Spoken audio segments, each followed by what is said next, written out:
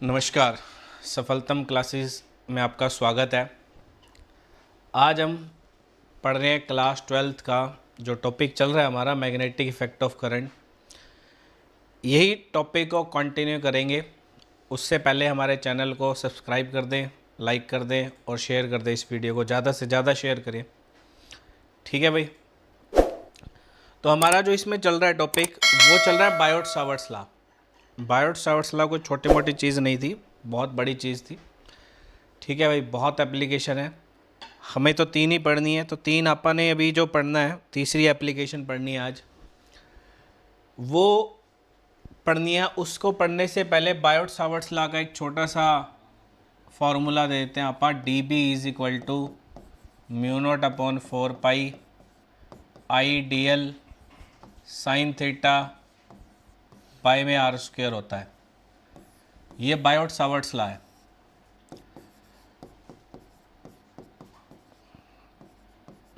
ठीक है भाई। ये बायोट-सावर्ट्स लॉ जो हमारा चल रहा है वही है, ठीक है भाई। अब हमें इसको आगे कंटिन्यू करना है, इसकी एप्लीकेशन पढ़नी है। जो थर्ड एप्लीकेशन है इसकी, वह एप्लीकेशन क्या है? Magnetic field intensity at the axis of circular loop of wire.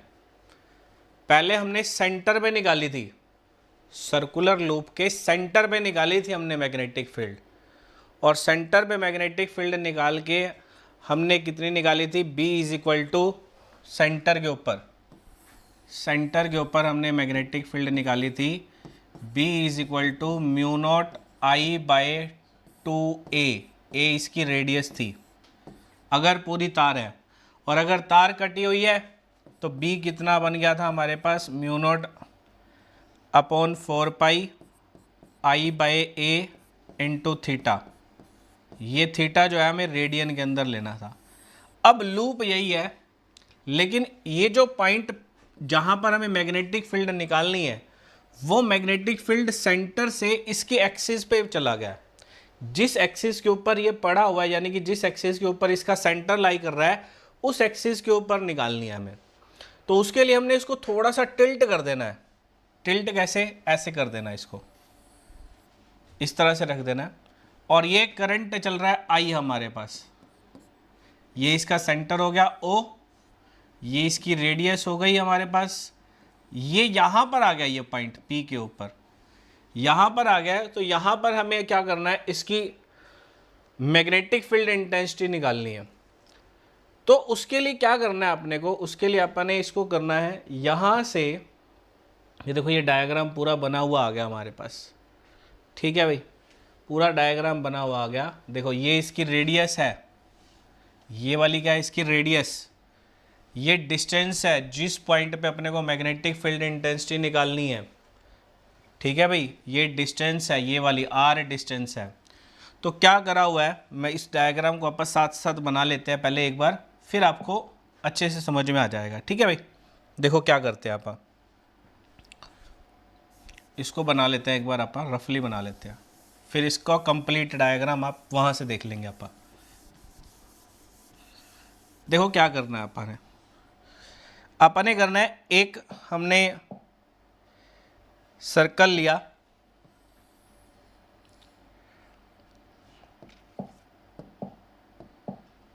ऐसे एक सर्कल लिया हमने, ठीक है भाई। इसके अंदर करंट चलाया हमने आई, ये इस डायरेक्शन में करंट चला दिया आई। ये इसका सेंटर है O, इसकी रेडियस कितनी है? A है। और इससे R डिस्टेंस दूर एक पॉइंट P पड़ा हुआ है। कितने डिस्टेंस दूर है? R डिस्टेंस दूर है, एक पॉइंट पड़ा हुआ है P। इस पूरे की वजह से हमें इस P पॉइंट पे मैग्नेटिक फील्ड निकालनी है। यूज किसका करना है? बायोट-सावर्ट्स लॉ का। D B is equal to mu not upon 4 pi I D L sine theta by में आर स्क्वायर, ये हमें यूज करना है। अब ये मैग्नेटिक फील्ड यूज करनी है तो इसके लिए अपने को छोटी सी लेंथ लेनी पड़ेगी, डीएल लेंथ लेनी पड़ेगी। तो हमने यहां से काट लिया, डीएल काट लिया। ऐसे ही छोटा सा नीचे से काट लिया, डीएल डैश काट लिया भाई। अब डीएल की वजह से यहां पर मैग्नेटिक फील्ड देखेंगे इस पॉइंट पी के ऊपर, डीएल की वजह से पॉइंट पी पे देखेंगे, ठीक है भाई। और डीएल डैश की वजह से देखेंगे यहां पर अपन, यहां पे देखेंगे, दोनों की वजह से मैग्नेटिक फील्ड देखेंगे, डीएल की वजह से भी और डीएल डैश की वजह से भी। तो ये वाली डिस्टेंस निकालनी पड़ेगी क्योंकि डिस्टेंस ये वाली देखी जाएगी अब। तो ये वाली डिस्टेंस पाइथागोरस थ्योरम लगाओगे √r² प्लस a², और ये वाली डिस्टेंस भी कितनी हो जाएगी √r² प्लस a², और ये एंगल कितना बनाएगा फाई मान लो, तो ये एंगल भी कितना बनाएगा फाई, क्योंकि सारी चीज़ बराबर है ना। ये चीज़, ये क्या है डिस्टेंस, अगर ऊपर वाली ट्रायंगल देखें तो ये वाली डिस्टेंस r ली हुई है, तो नीचे वाली ट्रायंगल के लिए भी ये डिस्टेंस कितनी बनेगी r। ये रेडियस a ली हुई है तो ये भी रेडियस कितनी बनेगी a बनेगी। हाइपोटेन्यूज भी बराबर है, दोनों इक्विलेटरल ट्रायंगल है दोनों ये, है ना। तो दोनों के लिए ये जो एंगल बनेगा ये भी बराबर बनेगा फाई। अब ध्यान से देखो क्या होगा, इसकी वजह से मैग्नेटिक फील्ड अपन ने लेट कर ली कितनी है dB है, और इसकी वजह से मैग्नेटिक फील्ड अपन ने लेट कर ली कितनी है dB डैश है। होंगी दोनों बराबर ही, क्योंकि सब कुछ क्राइटेरिया जो अपन ने लिया हुआ है वो बराबर बराबर का लिया हुआ है। करंट भी बराबर चलेगा क्योंकि लेंथ बराबर है, रेडियस भी बराबर है, डिस्टेंस भी बराबर है, √r² प्लस a² ये बना रहा है, √r² प्लस a² ये बना रहा है, सारी चीज बराबर है अपनी, डिस्टेंस बराबर है, तो मैग्नेटिक फील्ड बराबर होगी। ये नहीं है कि dB और dB डैश में कोई फर्क होगा, नहीं, dB और dB डैश दोनों बराबर होंगे। और कितनी बनेगी μ0/4π I बाय में I dl बाय में r², r ये वाला लिया जाएगा, अब ये वाला r लिया जाएगा, इसका स्क्वायर करोगे तो कितना बनेगा r² प्लस a², ये बन जाएगा। और साइन थीटा, थीटा कैसे निकालोगे, यहां पर dl का वेक्टर लिया जाएगा, तो dl का वेक्टर ऐसे बनेगा, dl वेक्टर ऐसे बनेगा सच दैट इन दोनों के बीच का एंगल कितना बनेगा 90, कितना बनेगा 90 डिग्री बनेगा। और साइन 90 की वैल्यू कितनी बन जाती है 1, तो dB कितना हो जाएगा, dB या dB डैश कितना हो जाएगा μ0/4π I by r² plus a² into dl, ये dB और dB डैश हो जाएगी। क्या इतनी बात समझ में आई? अब इतनी बात समझ में आ गई, ठीक है भाई। तो अपन क्या करेंगे, अब इसकी डायरेक्शन देखते हैं। देखो क्या हो रहा है, ये जो dB है इसको इधर जाना चाहिए था, जो dB डैश है उसको इधर जाना चाहिए था, है ना। इधर क्या जानी चाहिए हमारे पास dB, इधर क्या जानी चाहिए dB डैश। मैग्नेटिक फील्ड के अंदर ना ये सब चीज़, ये इलेक्ट्रिक फील्ड होती है तो ऐसा दिख जाता है हमारे को, यहाँ पर इलेक्ट्रिक फील्ड, ये भी इलेक्ट्रिक फील्ड जैसे ही है ये कुछ, है ना। लेकिन यहाँ पर ऐसा कुछ नहीं होता, यहाँ पर जैसे ये dB और dB डैश आती है ना, ये ऐसे आ रही होती है, एक दूसरे को रिपेल कर देती है ऐसे, है ना, रिपेल कर देती है, तो रिपेल करने की वजह से जो ये हमारे पास dB है ये ऐसे आ जाता है ना। ये यहाँ पर इसके साथ कितना एंगल बना लेता है,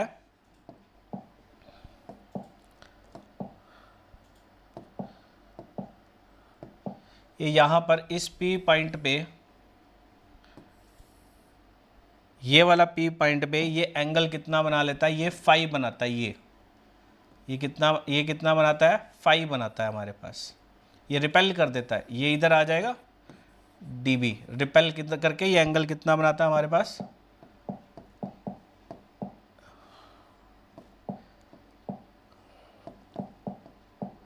ये वाला एंगल देखो, ये dB इधर आ जाएगा ये, है ना, और ये एंगल कितना बनाएगा फाई। अब इसको रिजोल्व करेंगे आप, और ये एंगल कितना बनेगा, इन दोनों के बीच में 90 डिग्री बनेगा, और इन दोनों के बीच में भी एंगल कितना बनेगा हमारे पास 90 डिग्री बनेगा। अब इसको रिजोल्व करो, थीटा के साथ वाला component cos theta, perpendicular component sine theta, ठीक है। ऐसे ही इसको रिजोल्व करो, थीटा के साथ वाला component cos theta, perpendicular component sine theta, ठीक है भाई। ऐसा कुछ बनता है ये वाला डायग्राम, इन्होंने यहाँ पर दोनों बराबर लिया हुआ है, DL ये लिया हुआ है, DL ये लिया हुआ है, DB ले लिया, ये भी DB ले लिया, बराबर बराबर कर दिया इन्होंने। ठीक है भाई, रिपेल कर देते हैं, तो ये वाला एंगल फाई बन गया, ये एंगल भी फाई बन गया। इसको रिजोल्व करा, थीटा के साथ वाला कंपोनेंट कोस थीटा, थीटा के साथ वाला component cos theta, perpendicular component sine theta, perpendicular component sine theta, है ना। ये हमारे पास देखो क्या है, ये DB डैश ये वाला है, ये DB है, ये DB डैश हो गया, ये एक DB डैश ले लो। ठीक है भाई, अब क्या कर देते हैं, ये DL डैश हो गया। ये क्या होता है हमारे पास, DB और DB डैश दोनों बराबर ही हैं, दोनों बराबर ही हैं हमारे पास, क्योंकि लेंथ बराबर, डिस्टेंस बराबर, करंट बराबर, सब चीज़ बराबर है। तो बराबर होने की वजह से DB और DB डैश दोनों बराबर है। तो DB की जो वैल्यू है वो हमने पीछे निकाल ली है, कितनी है, μ0/4 पाई I बाय में under r² plus a² into में DL, ये है, ये DB है, यही DB डैश है। अब दोनों बराबर हैं, दोनों बराबर हैं, तो इस P पॉइंट पे देखो, हम फ्री बॉडी डायग्राम बनाएं P पॉइंट पे, P पॉइंट पे हम फ्री बॉडी डायग्राम बनाते हैं। ऊपर जा रहा है DB डैश कोस फाई, नीचे आ रहा है DB कोस फाई, इधर आ रहा है DB साइन फाई, इधर एक और कंपोनेंट आ रहा है DB डैश साइन फाई। अब DB और DB डैश दोनों बराबर हैं, इक्वल और अपोजिट है, कैंसिल हो गए, सिर्फ ये दो कंपोनेंट बच गए हैं, सिर्फ ये दो component DB sine phi, DB dash sine phi. यानी कि अभी तक आपने दो कंपोनेंट काटे थे, दो जगह से लेंथ काटी थी, एक यहां से और एक यहां से, है ना। अगर आप यहां से काट ले और यहां से काट ले, फिर यहां से और यहां से, क्योंकि इसके सामने वाला ही काटना है, तो भी हमारे पास इसके साइन कंपोनेंट बचेंगे। अगर आप इस तार को यहां से काटे और फिर यहां से काटे, तो भी इनके क्या कटेंगे, बचेंगे अपने पास साइन कंपोनेंट बचेंगे। कोस कंपोनेंट हर केस में कैंसिल हो जाएगा, इक्वल और अपोजिट, सिर्फ साइन कंपोनेंट बचेंगे।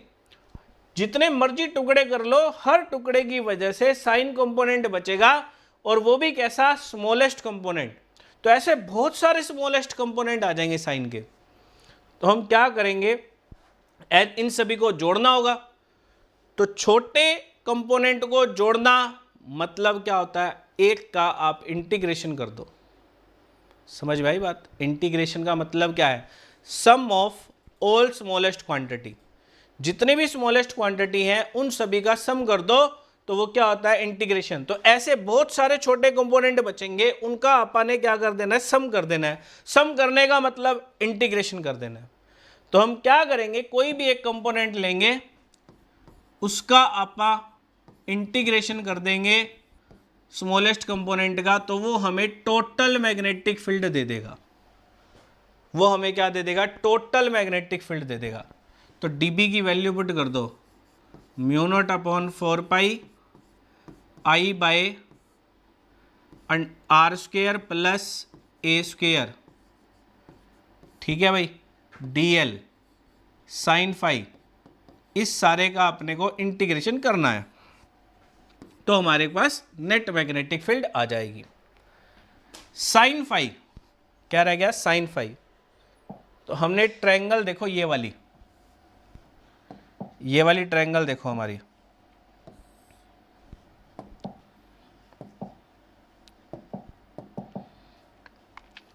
ये वाली ट्रायंगल देखो, ये ट्रायंगल दिख रही है, राइट एंगल ट्रायंगल है। इस राइट एंगल ट्रायंगल के अंदर हमारे पास क्या है, राइट एंगल ट्रायंगल के अंदर हमारे पास क्या है, ये हो गया, ये मेन एंगल लिया हुआ साइन फाई, ये हो गया मेन एंगल, तो इसके सामने वाला परपेंडिकुलर, ये हो गया हाइपोटेन्यूस। तो साइन थीटा हमारे पास आपने पढ़ा हुआ है किसके इक्वल होता है, परपेंडिकुलर बाय हाइपोटेन्यूस के इक्वल होता है। तो हम यहाँ पर अब इसकी जगह वैल्यू पुट कर देंगे, है ना। तो हमारे पास B जो है वो कितना बन जाएगा, μ0/4 पाई I बाय में r square plus a square dl sine का a by under root r square plus a square.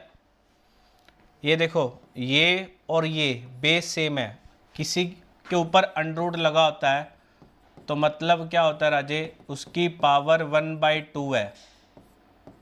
इसकी पावर कितनी है 1/2, बेस सेम है, पावर ऐड हो जाएंगी। तो हमारे पास जो है b कितना आ जाएगा, μ0/4 आई बाय में r square plus a square की पावर 3/2। ठीक है भाई, पावर कितनी हो गई 3/2 इंटू में a और dl, इसका क्या कर देंगे आप इंटीग्रेशन कर देंगे। अब ये सारी टर्म बाहर आ जाएगी, सिर्फ dl का इंटीग्रेशन होगा और वो कितना बनेगा l I a r square plus a square की पावर 3/2 इंटू में dl का क्या बन जाएगा l हो गया। l की वैल्यू कितनी बनेगी μ0/4 I a r square plus a square, l कितना हो गया 2πa, l कितना हो गया 2πa, है ना। तो b का फॉर्मूला क्या बन गया हमारे पास, b का फॉर्मूला बन गया μ0/4 आई, इसको अलग लिख दूंगा इंटू में 2 इंटू में पाई ए स्क्वेयर लिख दिया बाय में r square plus a square, ये आर स्क्वेयर प्लस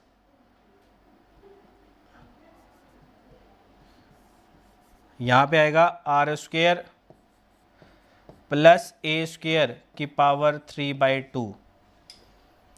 ठीक है भाई, अब ये जो रिजल्ट आया है इस रिजल्ट को बड़े ध्यान से देखो, μ0/4 इसको मैं ऐसे लिख दूं, इसको मैं ऐसे लिख दूं μ0/4 2i by r square plus a square into में पाई ए स्क्वेयर को हम एरिया लिख सकते हैं, ऐसे भी लिखा जा सकता है ना, नहीं तो 2 से 2 काट दो, पाई से पाई कट जाएगा, तो हमारे पास उसको ऐसे भी लिखा जा सकता है μ0/4 क्या फॉर्मूला है 2i इंटू में पाई ए स्क्वेयर, इसकी पावर यहाँ 3/2 आएगी, r square plus a square की पावर 3/2, जो कटता काट दो, क्या कटेगा यहाँ से देखो, पाई से पाई कटेगा, 2 1 जा 2, 2 2 जा 4, ये कट गया, कितना बन गया b, ऐसा भी लिखा जा सकता है μ0i a square by 2 r square plus a square की पावर 3/2, ये ऐसा भी लिखा जा सकता है। इसको ये लिखवाने का एक रीज़न है, इस तरीके से लिखवाने का एक रीज़न है, क्योंकि ये एप्लीकेशन हम आगे यूज़ करेंगे, अगले चैप्टर में भी यूज़ करेंगे, उसमें इस फॉर्म में यही एप्लीकेशन यूज़ होती है, ये रिजल्ट यूज़ होता है, फिर वहाँ दोबारा बताना पड़ता है कि ये कैसे बना रिजल्ट, तो मैंने इसीलिए आपको बता दिया कि क्या है μ0/4 2i by r square plus a square की पावर 3/2 इंटू एरिया। ठीक है भाई, तो ये मैग्नेटिक फील्ड निकल गई एक सर्कुलर लूप के एक्सिस के ऊपर, एक्सिस वाले पॉइंट के ऊपर मैग्नेटिक फील्ड निकल गई। ठीक है भाई, अब ये जो एप्लीकेशन है ये इसकी बायोट सावर्ट्स लॉ की लास्ट एप्लीकेशन थी, जो अपन ने पढ़ ली, निकाल लिया अपन ने, है ना। बहुत आसान है ये भी, बायोट सावर्ट्स लॉ की एप्लीकेशन बहुत आसान एप्लीकेशन है, कोई ज़्यादा मुश्किल वाली एप्लीकेशन नहीं है, लेकिन मोस्ट इंपॉर्टेंट एप्लीकेशंस में आती है ये। ठीक है, डायरेक्ट डेरिवेशन बहुत आती है इस एप्लीकेशन की, कि कैसे इसको करना है, थोड़ा सा इसको मॉडिफाई करके क्वेश्चन के अंदर डाल दिया जाता है कई बार, तो इसको प्रूव करना होता है, तो ये हमें प्रूव करके दिखाना पड़ेगा ऐसे। ठीक है बेटा, तो ये जो एप्लीकेशन है, इस एप्लीकेशन के अंदर अब बस अब इसके क्वेश्चंस रह रहे हैं हमारे पास करने, वो क्वेश्चंस हम अगले लेक्चर के अंदर इसको लेके आएंगे। ठीक है, तब तक इस डेरिवेशन को देखो, करके देखो इसको अपने कॉपी पेन के ऊपर, जितना करोगे, जितना प्रैक्टिस करोगे उतना अच्छे से आएगा। ठीक है, तो इस वीडियो को शेयर कर दो, लाइक कर दो, और बेल आइकन का एक सिंबल होता है उसको दबा दो, ताकि हमारी नोटिफिकेशन आपको टाइम टू टाइम मिलती रहे। ठीक है, कल मिलते हैं। Thank you.